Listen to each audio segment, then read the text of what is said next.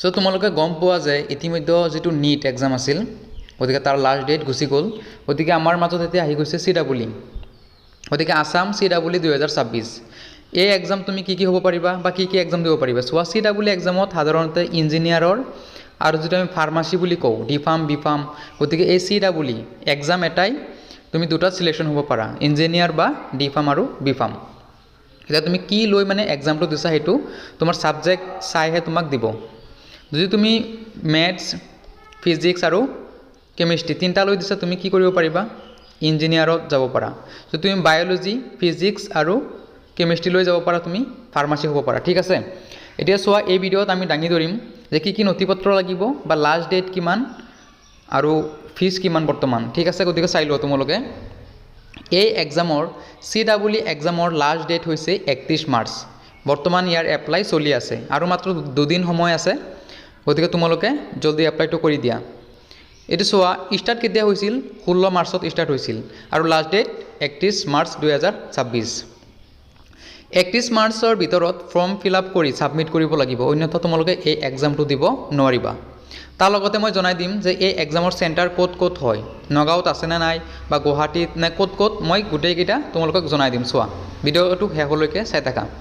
প্ৰয়োজনীয় নথিপত্ৰ কি নথিপত্ৰ থাকিব লাগিব তেনেহলে তুমি এক্সামত বহিব পাৰিবা শেহতীয়া পাসপোৰ্ট সাইজ ফটো এতিয়া সোৱা আগৰ ফটো থাকিলে নহব যেতিয়া তুমি এপ্লাই কৰি আছা ন যদি আজি এপ্লাই কৰা আজিৰ ফটো দিব লাগিব স্বাক্ষৰ মানে তোমাৰ নিজৰ সিগনেচাৰটো ধুনীয়াকৈ দিব লাগিব PRC আজিকালি এটা গুৰুত্বপূৰ্ণ ডকুমেন্ট হৈ পৰিছে PRC গতিকে PRC থাকাটো জৰুৰী PRC নাথাকিলে তুমি এপ্লাই কৰিব পাৰিবা কিন্তু PRC থাকিলে তোমাৰ যেটো আবেদন কৰিবা ন হেতু কনফাৰ্ম হৈ যাব গতিকে সোৱা ক্লাছ 10 ৰ মাৰ্কশিট আৰু সাৰ্টিফিকেট এটো লাগিব এতে সোৱা সেকেন্ড ইয়াৰৰ মাৰ্কশিট এতিয়া সোৱা কিছুমানে কেইদিন আগতে সেকেন্ড ইয়াৰ দিছে হিয়তৰ ৰিজাল্ট এতিয়াও দিয়াই নাই গতিকে হিয়তে কি কৰিব হিয়তে এপ্লাই কৰিব পাৰিব কাৰণ হিয়ত ফাৰ্স্ট ইয়াৰৰ এটা কি থাকে ৰেজিষ্ট্ৰেচন কাৰ্ড থাকে গতিকে হেতু দি হিয়তে কৰিব পাৰিব আৰু যিসকলে ইতিমধ্যে বহুত দিন আগত কি কৰিছে পাস কৰিলে হিয়তে মাৰ্কশিট লাগিব আৰু সাৰ্টিফিকেট লাগিব এটো সোৱা জাতিৰ প্ৰমাণপত্ৰ ST নে OBC না SC না জেনাৰেল তুমি এটা প্ৰমাণপত্ৰ দিব লাগিব এটো সোৱা আৰু এটা আছে যিসকল জেনাৰেল হিয়তৰ কাৰণে এটা অপচন আছে যে EWS এইটো প্ৰমাণপত্ৰ থাকিলে তুমি কিবা মাৰ্ক অলপ কম পালেও তুমি সুবিধাটো লব পাৰিবা এক্সামত পাস কৰিব পাৰিবা এটো সোৱা মোবাইলৰ OTP টো দিব লাগিব ঠিক আছে এতিয়া সোৱা তোমালোকে যে এক্সাম সেন্টাৰ এতিয়া কোট এই এক্সামৰ সেন্টাৰটো আছে এক নম্বৰত আছে গুৱাহাটী দুই নম্বৰত কি আছে যোৰহাট তিন নম্বৰ আমাৰ নগাঁও আছে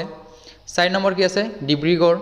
শিলচৰ বঙাইগাঁও উত্তৰ লখিমপুৰ তেজপুৰ নলবাৰী ডিফু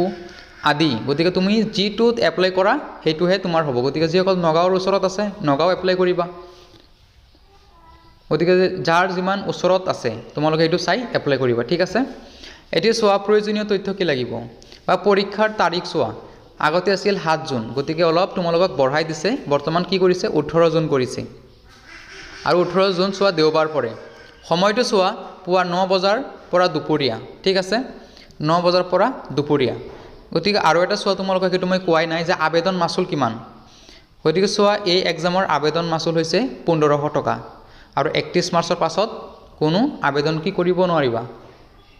এপ্লাই কৰিলেও হিয়তে গ্ৰহণ কৰি নলব গতিকে দুই দিন সময় আছে তোমালোকে জলদি এপ্লাই কৰা আৰু এইটো এক্সাম দিলে CEE এক্সাম দিলে তোমালোকে মিনিমাম ইঞ্জিনিয়াৰিং নহলে ডি ফাৰ্ম বি ফাৰ্ম চৰকাৰীভাৱে পঢ়িব পাৰা চৰকাৰে তোমালোকক পঢ়াব